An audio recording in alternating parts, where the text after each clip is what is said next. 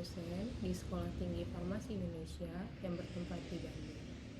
Saat ini, saya sedang membuat video untuk kepentingan pengajuan sertifikasi dosen dalam hal PDD UKT TPT atau penilaian diri dosen dalam unjuk kerja Tridharma Perguruan Tinggi. Dan video ini dibuat untuk bidang pengajaran. Mata kuliah yang akan saya angkat kali ini adalah tentang biokimia dan biologi sel. Mari kita simak penjelasannya. Mata kuliah yang akan dijelaskan kali ini adalah biokimia dan biologi sel.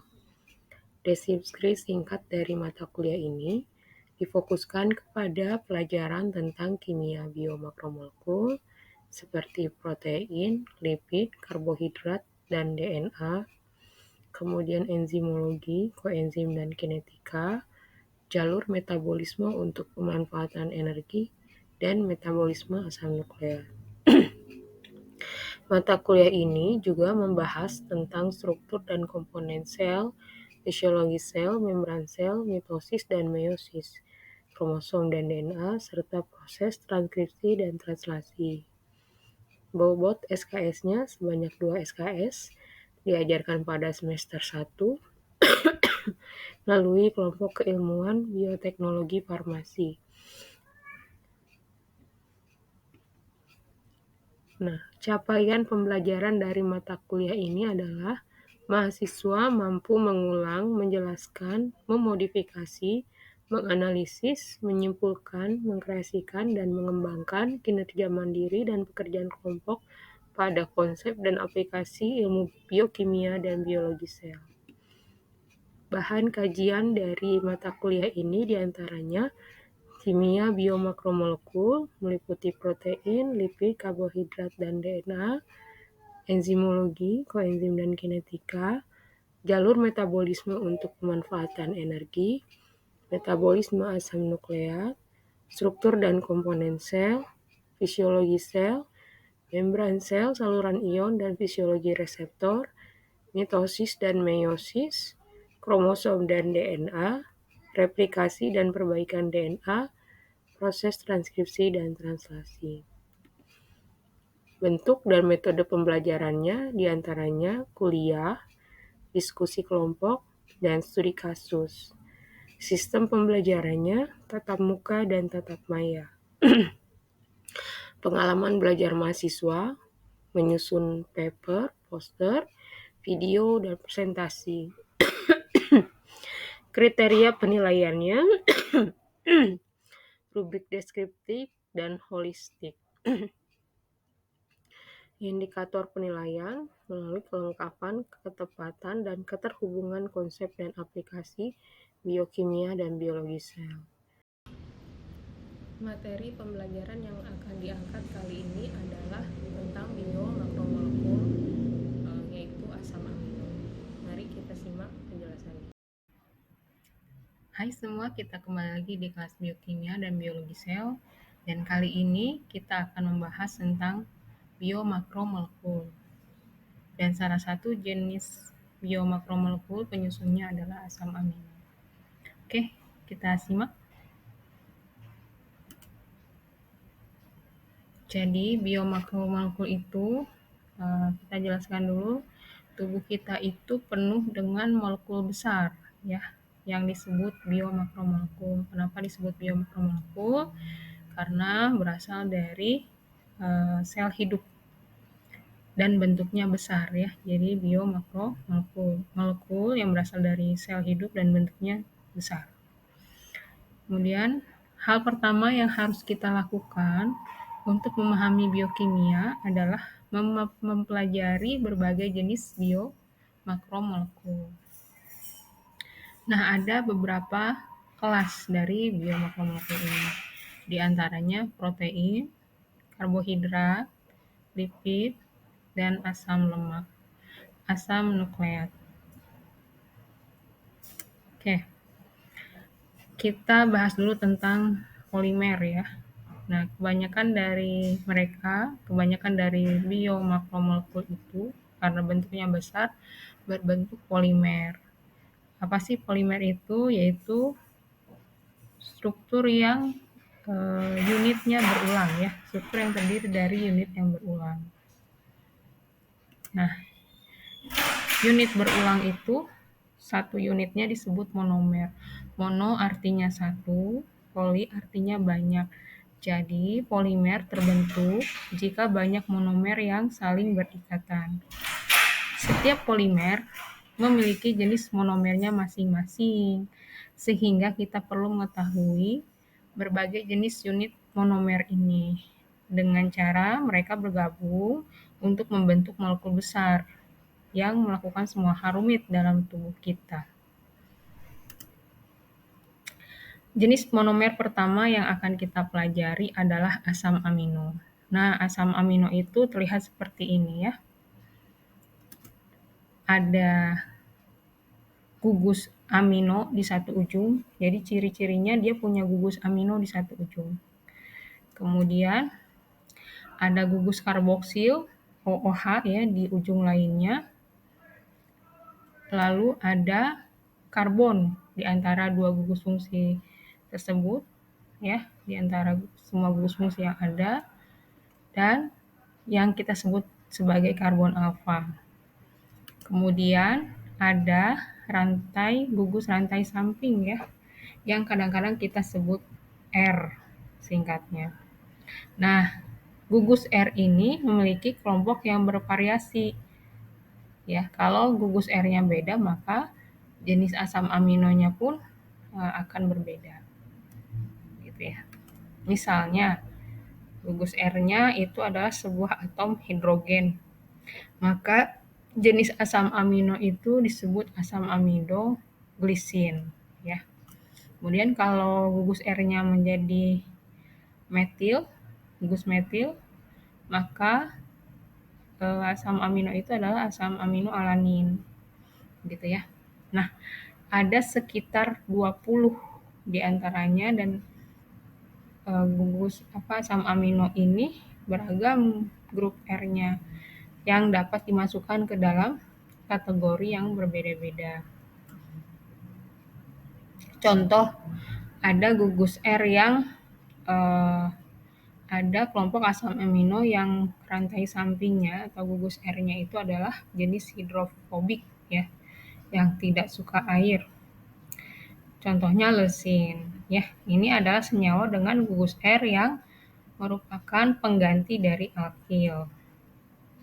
Kemudian ada yang memiliki gugus R yang bersifat aromatik, ada cincin aroma ya, bisa dilihat di situ. Nah, contohnya fenilalanin ya. Kemudian ada asam amino yang gugus R-nya bersifat basa. Nah, ini contohnya adalah lisin. Karena lisin memiliki pasangan elektron bebas pada atom nitrogennya ya. Kemudian ada gugus R-nya yang bersifat asam. Contohnya asam aspartat, maka asam aspartat ini diambil dari gugus R-nya yang bersifat asam ya. Kata asam dari asam aspartat ini. Karena adanya gugus karboksil, jadi gugus R-nya itu gugus karboksil ya. Oke. Kemudian ada rantai sampingnya bersifat nekrofilik, ya gugus R-nya bersifat nekrofilik. Misalnya serin, ini gugus hidroksil ya, si gugus R-nya. Kemudian, nah setiap asam amino itu memiliki struktur dan reaktivitas uniknya sendiri.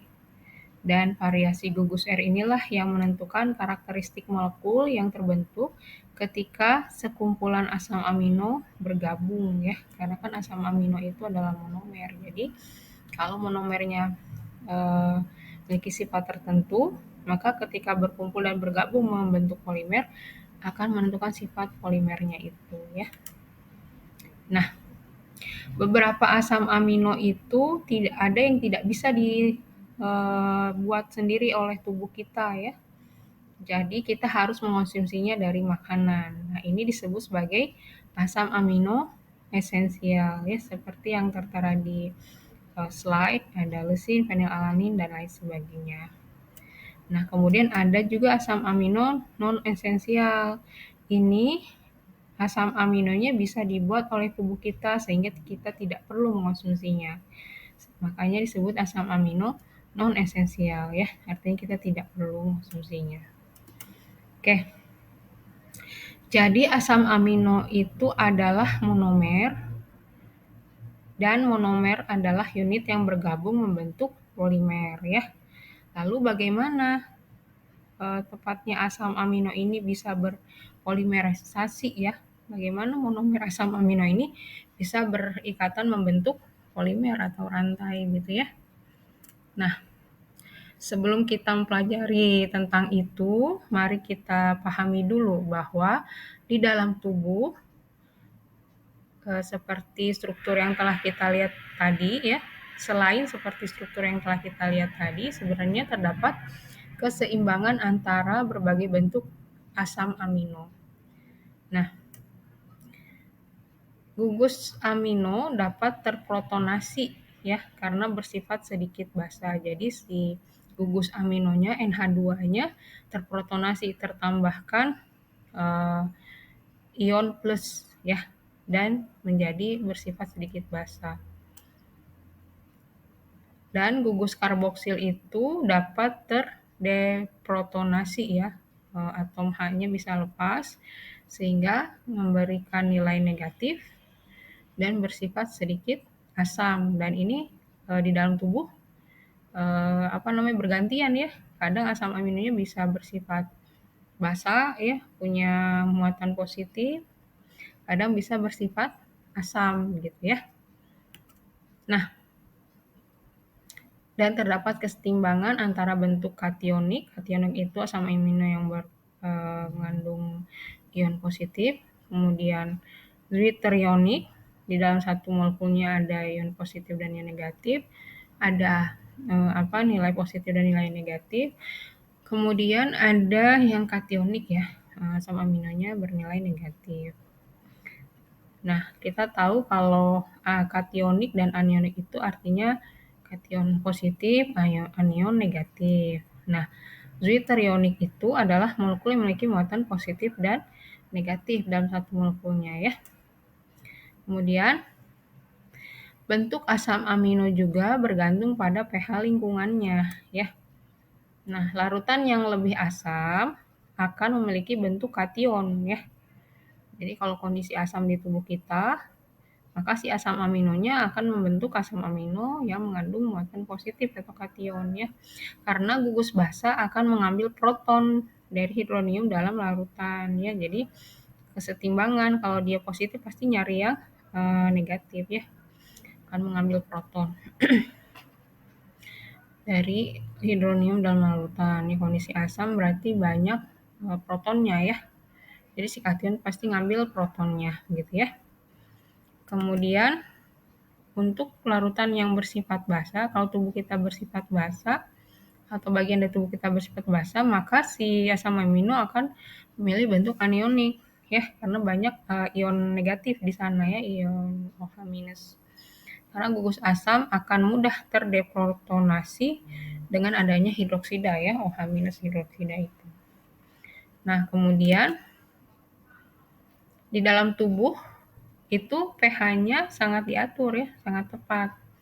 Dan di sebagian besar wilayah mendekati pH netral. Jadi tubuh kita itu mendekati pH netral ya, tentu dijaga kondisi pH-nya.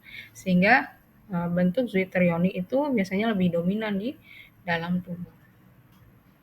Nah, rantai samping juga dapat memiliki keadaan protonasi atau deprotonasi yang berbeda tergantung pada pH-nya. Seperti misalnya lisin, di mana gugus R-nya dapat memiliki NH2 atau NH3+ ya, tergantung kondisi pH-nya gitu ya.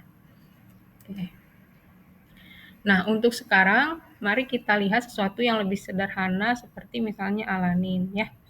Pada pH fisiologis, jadi pH-nya yang netral gitu ya, akan mengambil bentuk ini ya, ada positifnya dan ada yang negatifnya.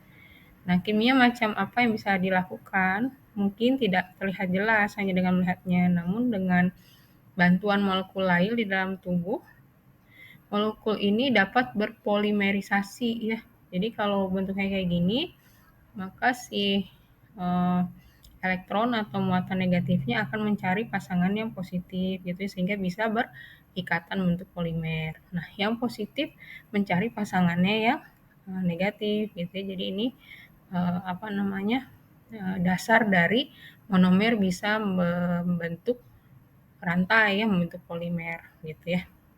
Nah, ketika monomer asam amino membentuk polimer, maka akan membentuk suatu molekul atau satu senyawa polimer disebut protein. Nah, untuk mempelajari lebih lanjut tentang protein, mari kita lihat ya video selanjutnya.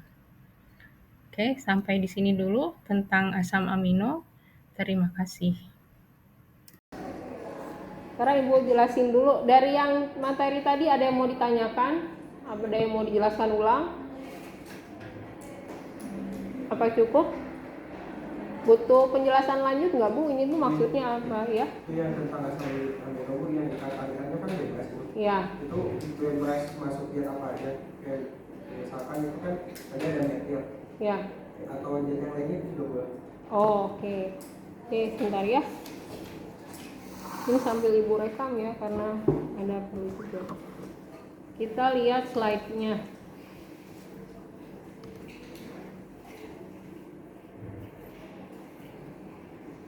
Tadi pertanyaan dari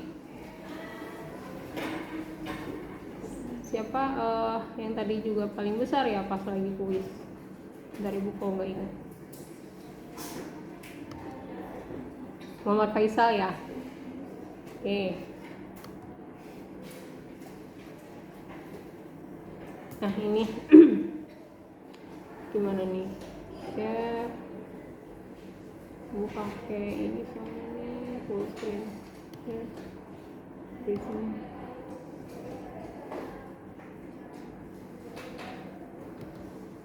Nah ini ya. Jadi struktur umum asam amino itu kayak gini. Ya, jadi ada karbon C. Masih ingat molekul karbon itu karakternya kayak gimana? Bisa? Ke atom mana saja. Berapa lengan dia punya? 4 lengan ya.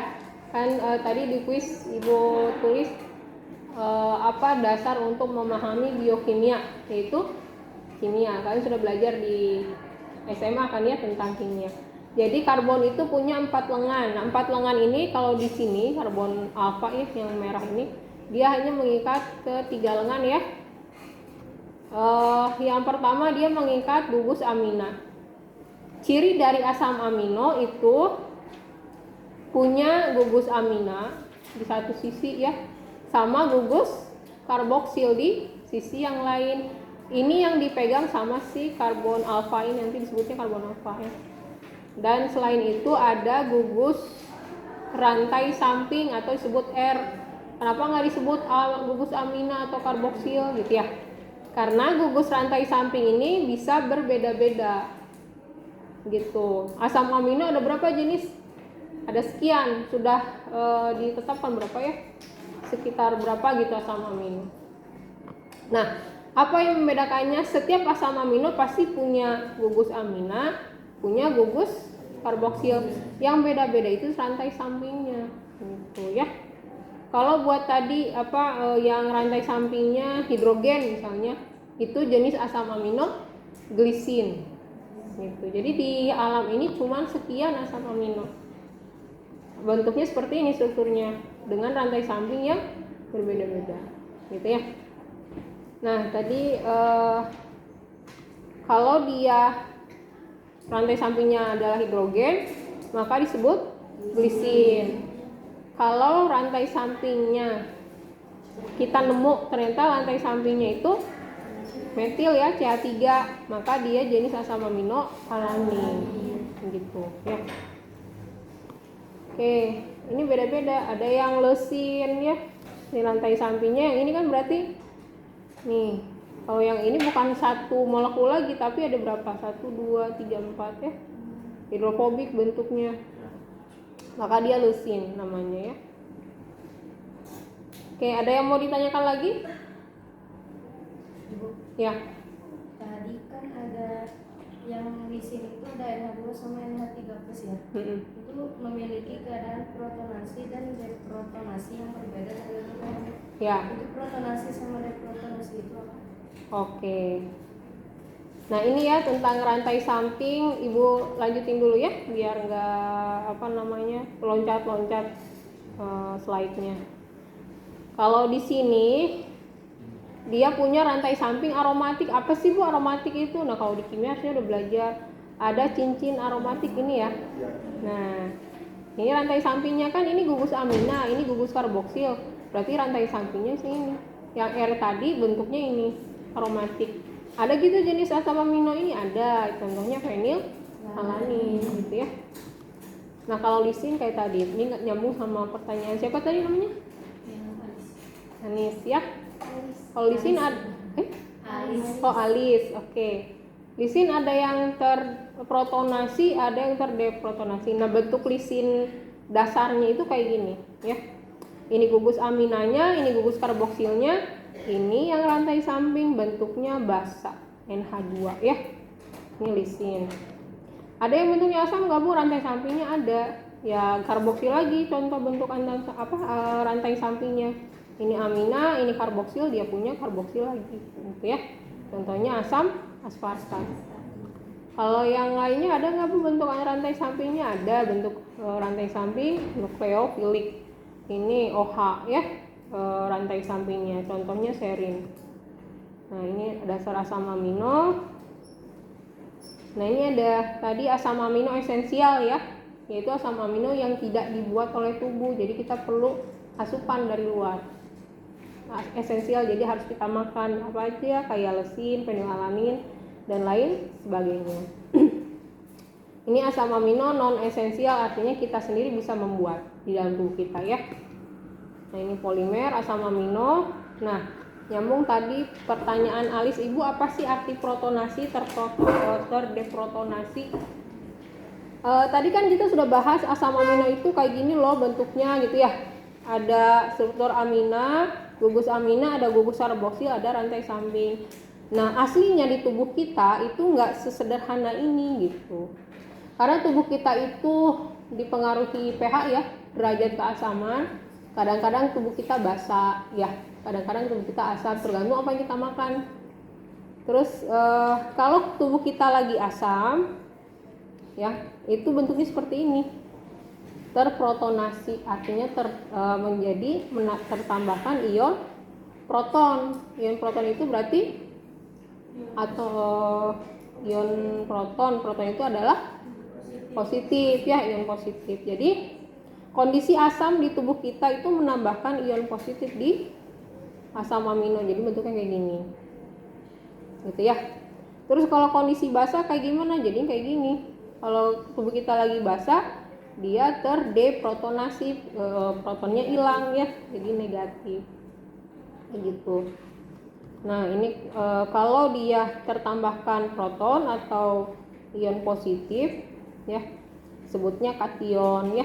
Kalau ini juga di bahasa kimia udah fisika ya, bahasa fisika sering ketemu. Kalau dia tertambahkan ion negatif ya, sebenarnya atom H+ nya yang lepas ya, jadinya negatif nilainya, sebutnya anion. Asam amino yang anion ya. Nah ada satu bentuk asam amino dia punya proton, punya elektron di satu molekulnya. Ini namanya zwitterionik ya. Zwitterionik itu bahasa Inggrisnya sweet lah ya, bisa sesweet menjadi kation atau bisa menjadi anion gitu ya. Nah ini tergantung kondisi di tubuh kita. Kondisi asam amino yang kation kalau di tubuh kita lagi asam ya, atau di sel tubuh kita sedang asam. Kalau kondisinya basa jadi anion si asam aminonya. Nah kalau pH fisiologis, kondisi lingkungannya berapa pH fisiologis? 7 itu netral, berarti bentuk asam aminonya plus minus Zwitterionik ya dalam satu molekulnya. Oke, nah ini tadi ya bentuk lisin yang terprotonasi ya, ada ion plusnya, yang terdeprotonasi kayak gini, plusnya hilang kayak gitu ya, tergantung pH lingkungannya gitu ya. Nah, kenapa cerita ini Bu? Positif negatif ini dasar gimana satu polimer itu dibentuk dari monomernya ya. Sekarang asam amino itu monomer atau polimer? Polimer atau monomer? Asam amino polimer atau monomer? Monomer ya, karena satu. Jadi pembentuk apa asam amino itu? Atau monomer dari polimer apa? Ya? Dari lipid. Dari lipid atau dari mana?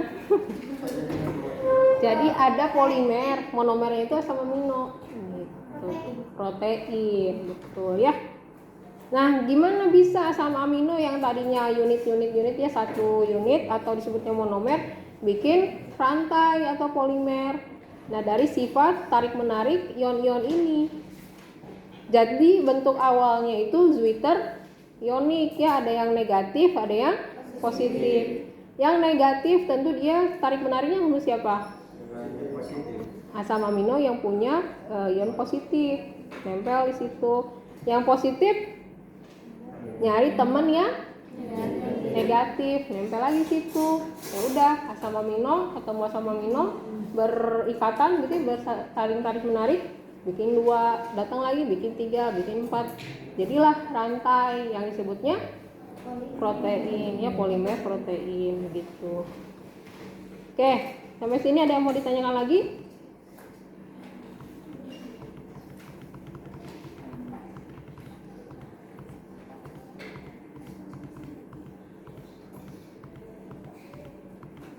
Ini ya, gugus amina, gugus karboksil. Nah, ini monomer, polimer. Jadi polimernya seperti ini, monomernya satu unit ini. Kalau untuk polimer protein, monomernya itu asam amino. Kalau di sini kan di gambarnya bulat gitu aja ya. Aslinya sih kayak gini, asam amino monomer itu gitu ya. Nah, macamnya apa aja Bu? Macamnya kayak tadi, tergantung gugus rantai sampingnya. Ya, kalau mau disimpulkan terbagi menjadi asam amino esensial dan non esensial gitu ya. Oke. Ada lagi yang mau ditanyakan?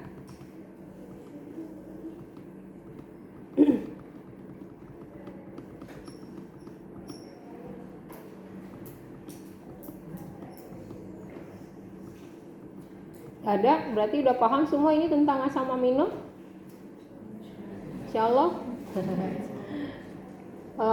Ibu ngerti paham enggaknya gimana dong? Ibu kasih pertanyaan kan ya? Oh. Kan kalau ya, udah paham semua tapi ibu nggak tahu udah paham apa enggaknya. Kalau ibu saya kasih pertanyaan kalian bisa jawab berarti udah paham gitu kan ya? Nah, pertanyaannya ibu sudah siapkan dalam bentuk ya, silakan. Tadi kan ada asam amino esensial yang bukan dari luar. Ya. Contoh makanan yang mengandung asam amino esensial. Nah, bagusnya makanan yang ini mengandung asam amino esensial nggak ya? Kalau dia produk jadi, ya. Kalau produk jadi di kemasannya itu dikasih tahu asam amino esensial, nah gitu.